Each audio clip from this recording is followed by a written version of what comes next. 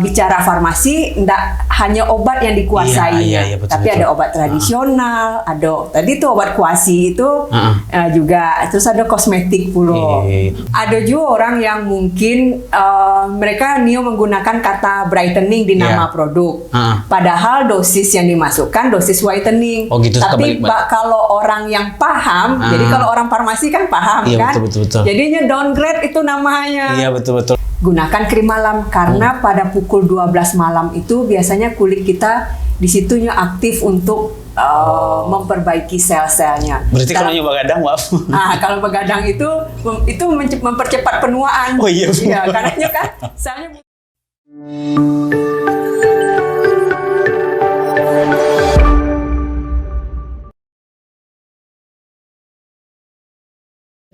Oke, sana balik di podcast Rumah Minanglip Bali ya. Jadi seperti biasa, Dalip di Siko akan ngobrol terkait anak muda, sosial media, industri kreatif lah ya.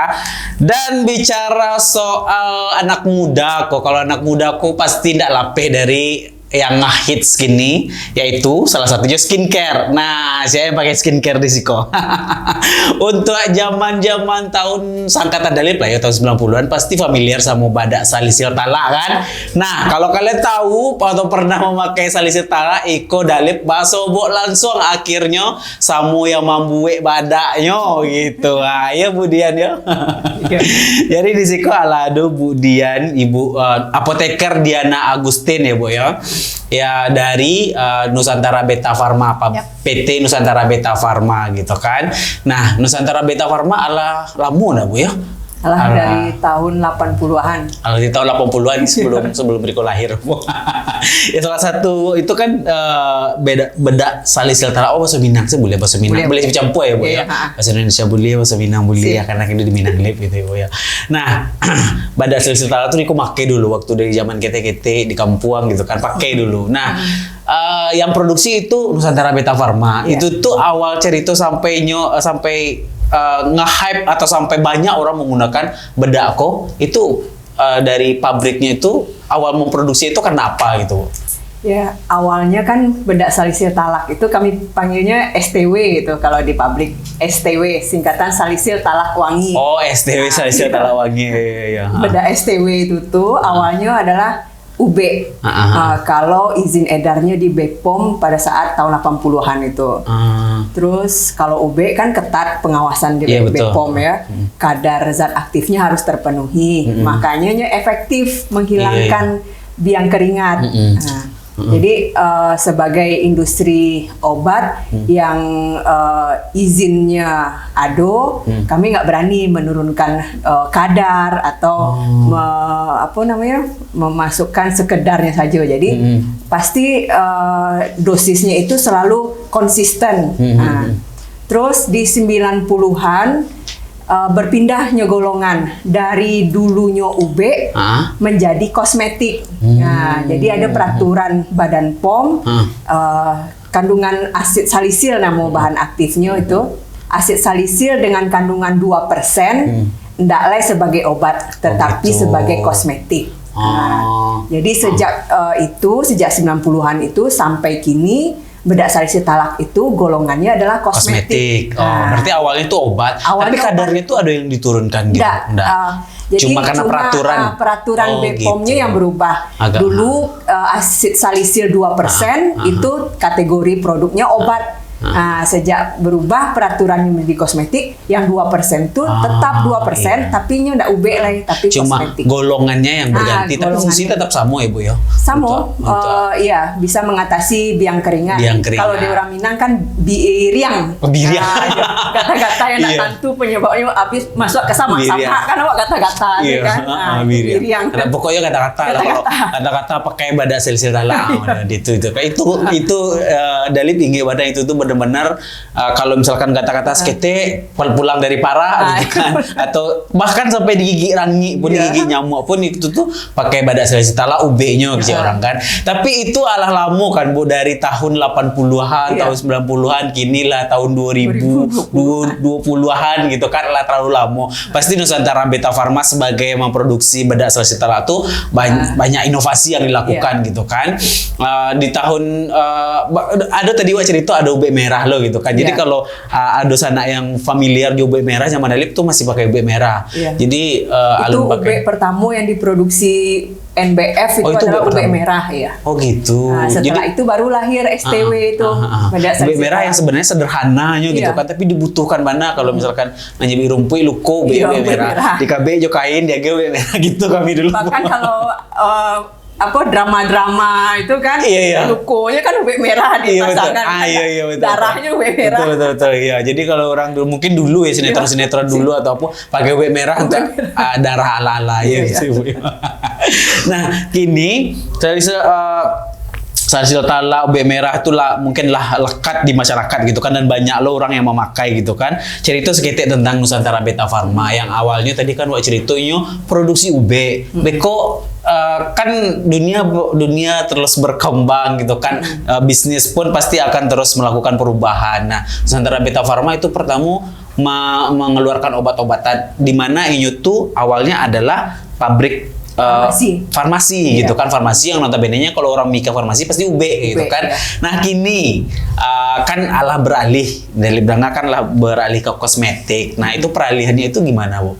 Ya sejak banyak produk-produk NBF itu yang berubah golongan, awalnya UB, terus sebagian masuk menjadi kosmetik, terus ada dulu yang pindah jadi obat kuasi namanya.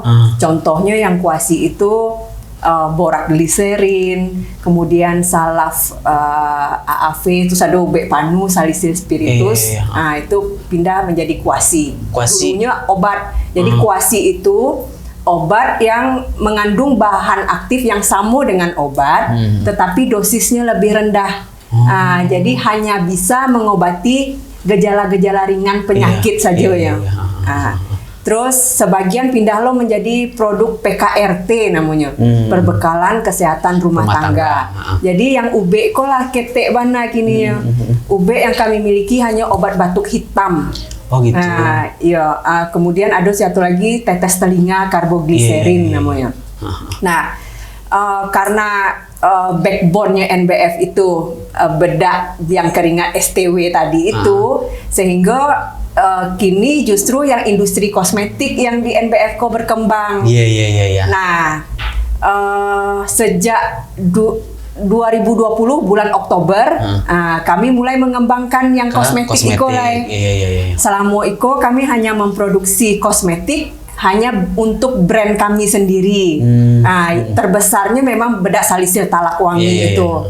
Terus mulailah kami produksi beberapa skincare dan body care. Contohnya kami punya brand Molisa namanya.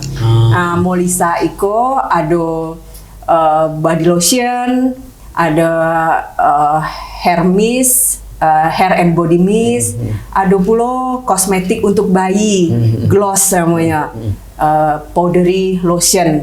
Nah, itulah sebelum 2020 itulah 2014 mulai itu. Mulai body care, skincare. Nah, semakin ke siko itu nampaknya semakin bisa untuk dikembangkan ke kosmetik. Kosmetik itu semakin mungkin untuk dikembangkan karena regulasi dari BPOM sendiri tidak seketat obat. Sehingga itulah peluang itu yang sekarang kami terus kembangkan di kosmetik. Jadi awalnya itu perusahaannya itu lebih ke obat, farmasi itu obat. Tapi makanya Pharma namanya di belakangnya kan.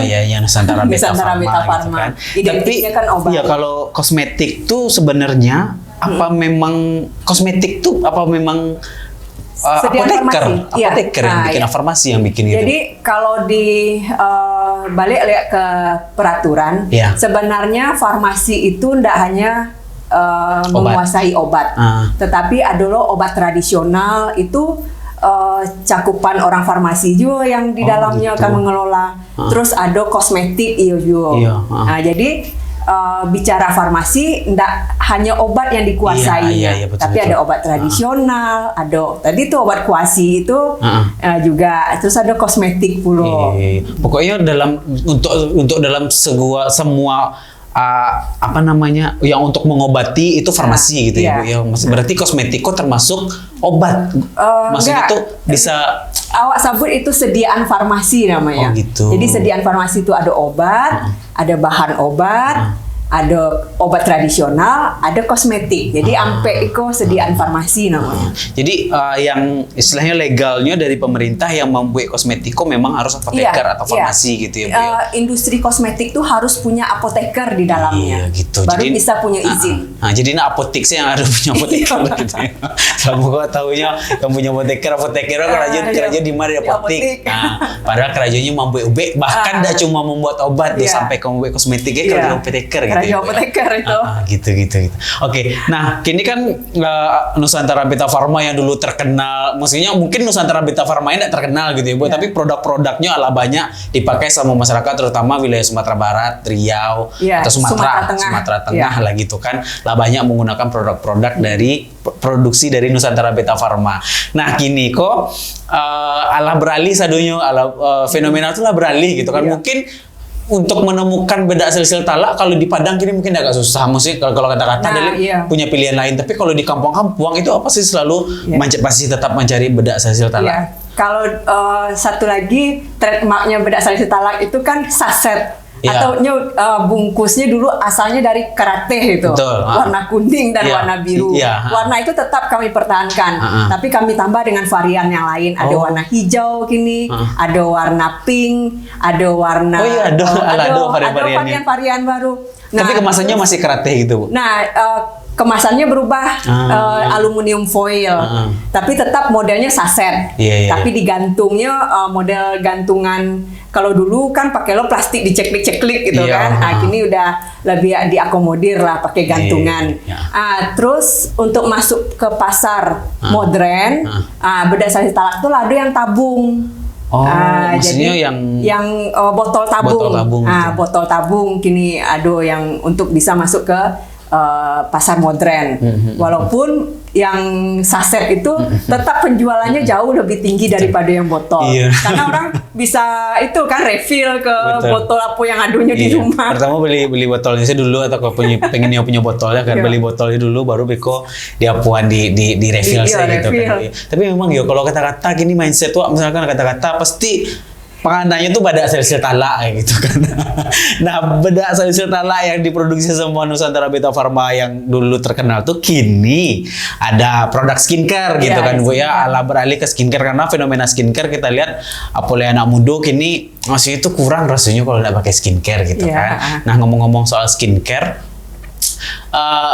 bisa nggak ya tanya sama Bu Dian, maksudnya itu kan Dalip pengguna skincare juga tuh gitu kan. Jadi banyak skincare yang Dalip gunakan kayak gitu kan. Kira-kira skincare yang aman atau maksudnya Nusantara Beta Pharma itu kan istilahnya menjual obat yang bisa dibilang bisa digunakan seluruh orang gitu kan, maksudnya ringan-ringan, bukan obat-obat berat yang dipasarkan gitu kan. Kini skincare, apakah kategori skincare-nya itu yang aman yang diproduksi NBF ini yang seperti itu juga kategorinya yang bisa digunakan banyak orang atau gimana itu? Pertama, semua produk yang kami punya izin edar BPOM. Nah, jadi nggak usah ragu kalau untuk akan menggunakan produk dari Nusantara Beta Pharma, karena pertama itu legal seluruhnya. Kalau legal artinya seluruh bahan yang kami pakai itu pasti sesuai dengan peraturan, termasuk pun dosis yang kami masukkan. Nah, skincare yang dipunyai NBF itu ada 2 brand yang lebih kami dulukan untuk launching. Ada brand baru namanya Audi by Apoteker Diana Agustin. Audi by itu udah 1 tahun lah masuk pasar. Nah, kini Iko kami sedang menambah varian yang brand Molisa tadi. Brand Molisa. Molisa tadi kan awalnya body care, jadi hanya body lotion, hair mist dan body mist. Nah kini kami mempersiapkan untuk launching juga skincare, jadi perawatan wajah. Oh, Molisa itu untuk skincare wajah juga gitu? Skincare wajah. Bedanya juga dengan Audi apa tuh? Pasarnya. Kalau Audi, kami masih fokus ke penjualan online.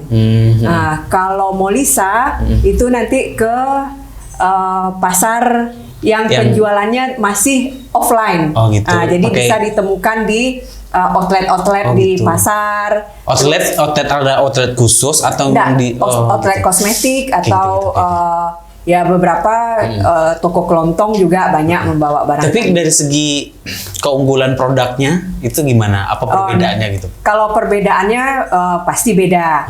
Kalau ya harga pasti nggak bisa bohong ya. Iya, betul. Kalau si Audi kami targetnya memang menengah atas karena dosis Audi itu seriesnya itu whitening, tingkat tertinggi dalam pencerahan kulit. Jadi kalau suatu produk bisa mencerahkan kulit, ada diistilahkan dengan brightening, ada lightening, ada whitening. Oh, itu beda.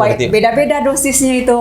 Jadi whitening ini adalah dosis tertinggi yang dapat mencerahkan kulit. Oh gitu. Berarti ada brightening, ada lightening, ada whitening. Paling bawah itu brightening.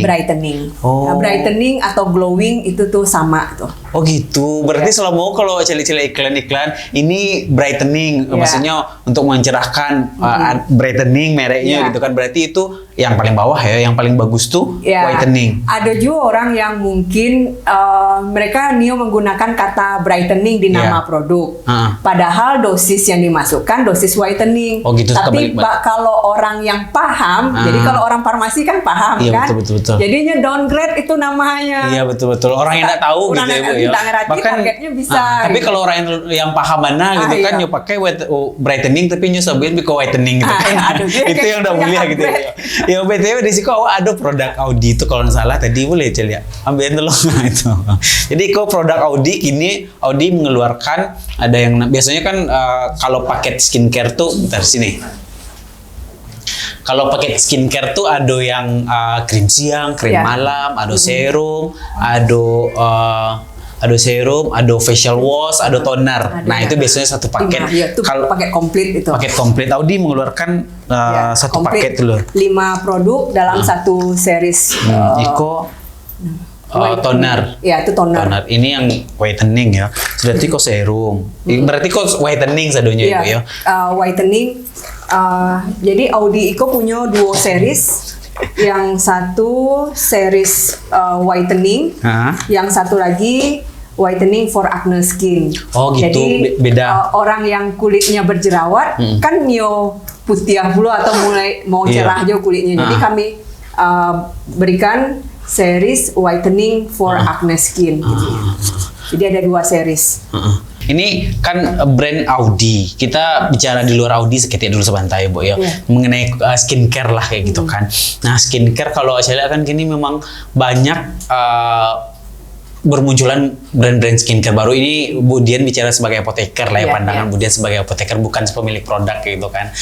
Banyak bermunculan skincare, kalau buka TikTok, buka Instagram, itu bermunculan berbagai macam merek skincare. Ada yang dari Korea, ada yang produksi lokal juga gitu kan. Bahkan kini ada yang kategorinya skincare dari dokter.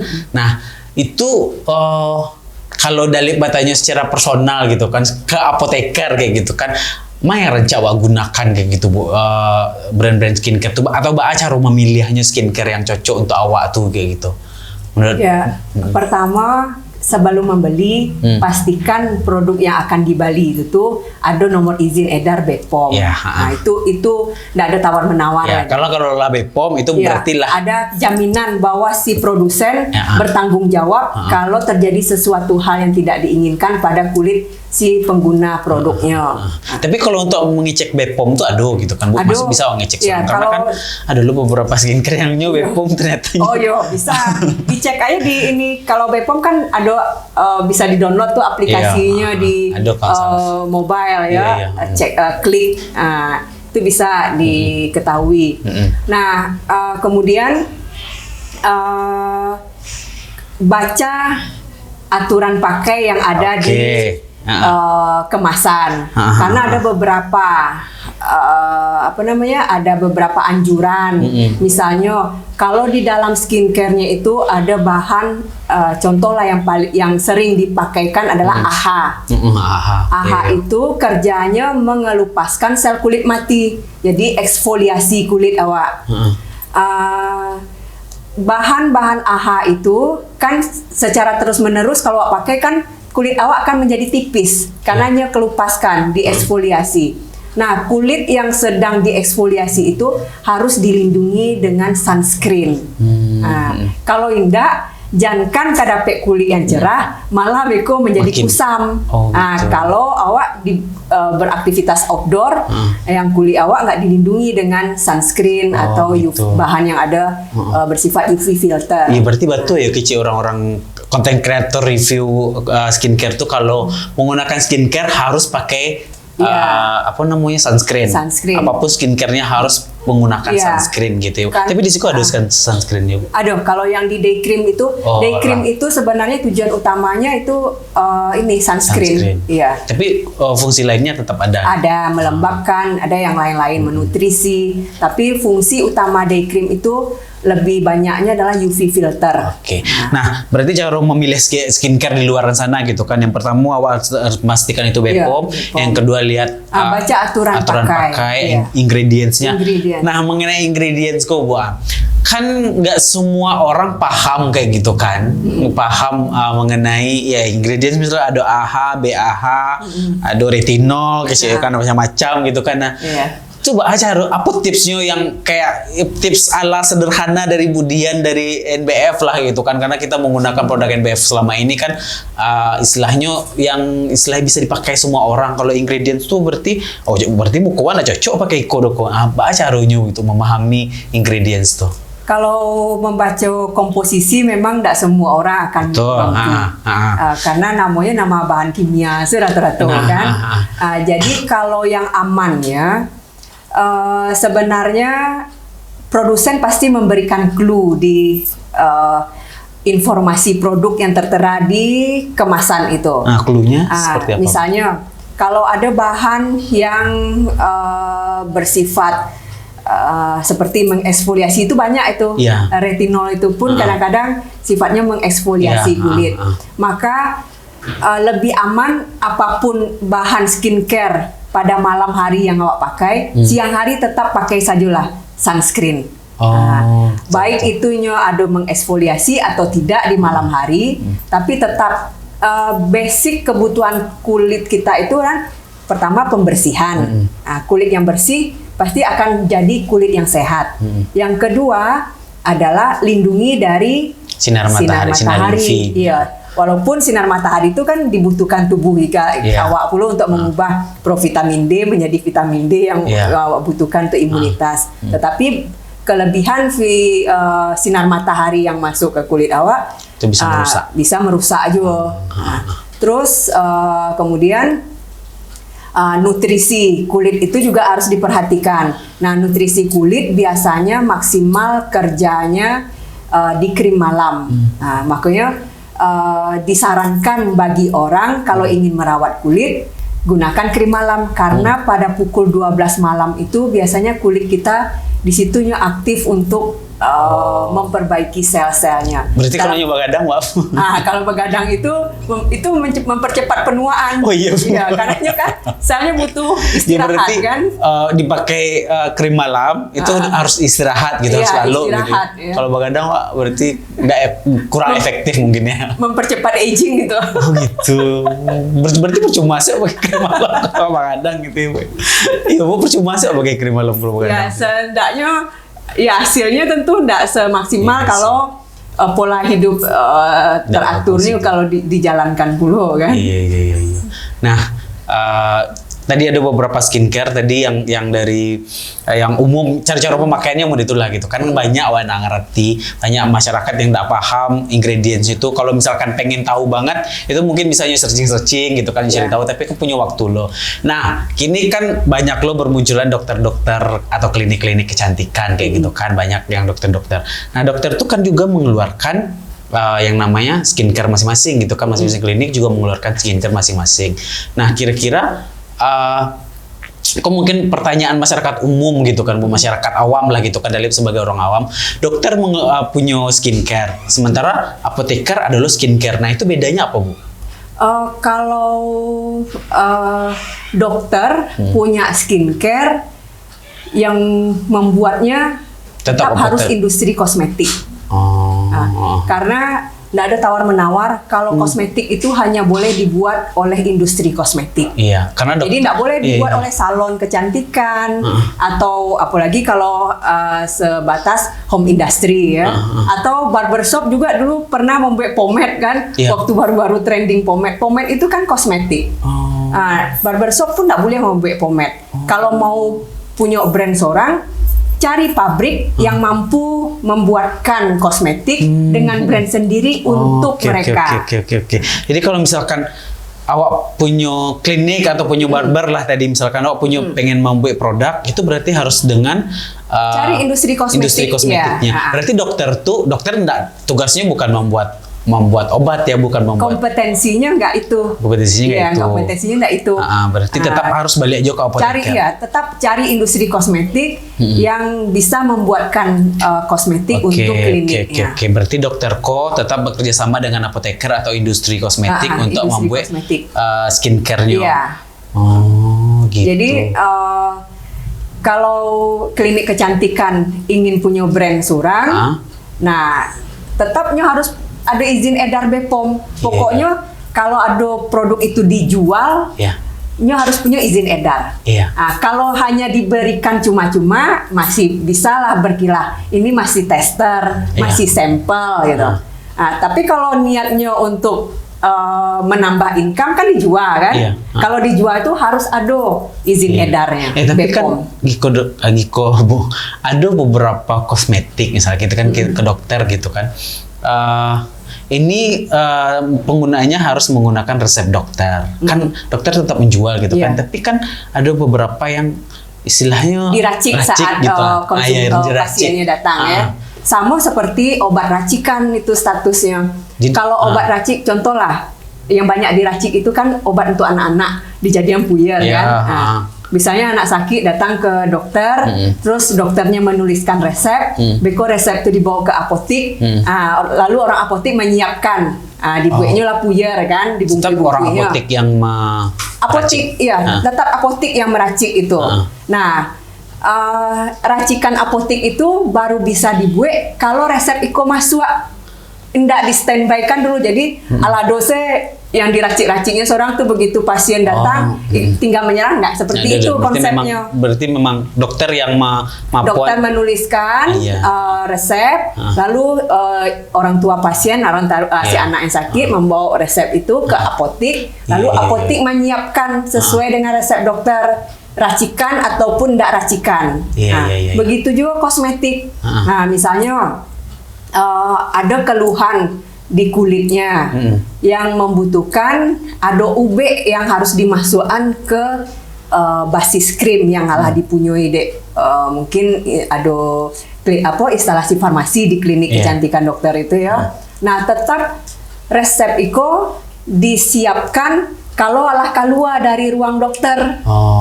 Jadi berarti memang harus konsultasi ke dokter dulu. Harus konsultasi ke dokter dulu. Ndak bulia pula klinik itu men-standby-kan racikan-racikan yang siap keluar dari ruang dokter langsung saya ada tersedia krim yang tidak seperti itu konsepnya. Oh gitu. Kalau banyak orang salah berarti. Kalau konsepnya seperti itu, artinya produk itu kan siap edar. Ya, siap diperjualbelikan. Itu harus ada izin edar. Berarti memang nggak boleh di standby kan. Misalkan awak keluar dari habis konsultasi sama dokter, dokter pakai krim Iko. Nanti ini racikan, tapi lah di standby kan gitu. Itu nggak boleh sebenarnya. Nggak boleh sebenarnya itu. Iya. Ini semuanya demi keamanan gitu ya, Bu ya, demi keamanan masyarakat lah. Eko apoteker langsung yang menyampaikan. Jadi jangan asal-asal saya walaupun kita ke dokter boleh menyediakan krim racikan gitu ya, Bu. Boleh menyediakan walaupun krim racikan. BPOM gitu. Nah, pasien pun harusnya seperti itu. Kebanyakan kan pasien lah merasa cocok dengan krim dokter. Terus begitu habis krimnya nyoba balik ke klinik, tapi menghindari konsultasi karena ada biaya konsultasi. Langsung saya balik krim sambungan gitu kan. Itu yang enggak boleh. Itu yang banyak terjadi sebenarnya ini, Bu. Maksudnya awak lah cocok pakai krim Iko gitu kan. Tapi kok tidak didahului dengan konsultasi dulu ke langsung dokter. Itu minta. Itu enggak boleh gitu dia. Itu enggak boleh seharusnya.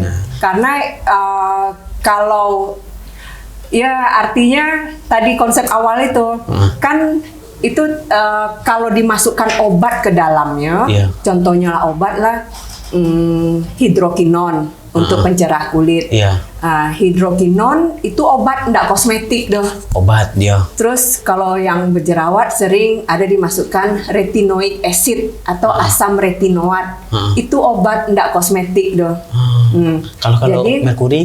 Merkuri lah enggak boleh sama sekali. Bener. Tapi merkuri itu golongannya memang obat, maksudnya? Enggak. Merkuri itu malah sekarang sejak 2 tahun terakhir bumi hanguskan dari Indonesia itu. Sampai berarti gitu. Termometer yang pakai air raksa atau tensimeter yang pakai air raksa untuk melihat angkanya itu enggak boleh dipakai lagi. Kan enggak kontak ada kulit, enggak kontak jauh. Di dalam itu ada merkuri. Itu kan air raksa itu kan merkuri. Itu sih lah dihilangkan. Nggak ada alat kesehatan. Berarti benar-benar istilahnya lah haram benar merkuri itu di Indonesia gitu ya, Bu ya. Supaya nggak juga masuk merkuri itu ke bisnis kosmetik. Betul. Maka seluruh jalurnya ditutup. Gitu karena saking berbahayanya efeknya kan.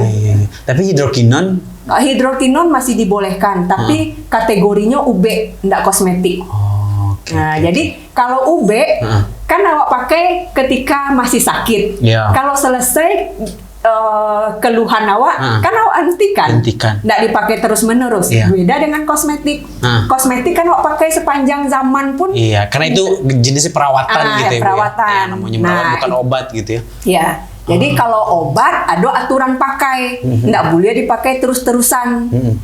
Tapi di krim atau di kosmetik ini, di skincare yang dijual umum nggak boleh ada hidrokinon. Nggak boleh. Berarti harus ada resep dokter.